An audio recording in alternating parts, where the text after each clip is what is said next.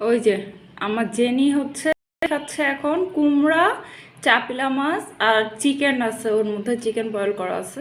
তো একসাথে মিক্স করে এগুলো ওকে দিয়েছি, ওরা সবাই মিলে খাবে।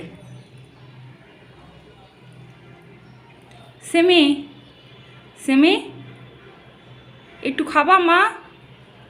সিমি এখন বয়েল চিকেনটা নিজে থেকে খাচ্ছে। ও সকালে একটু আগে ওকে অনেকটা খাইয়ে দিয়েছি চিকেন।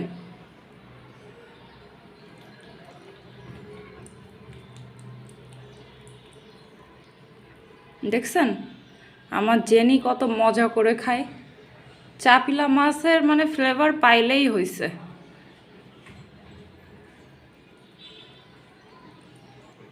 তারপর ওর মধ্যে কি আছে না আছে এগুলো দেখার দরকার নাই।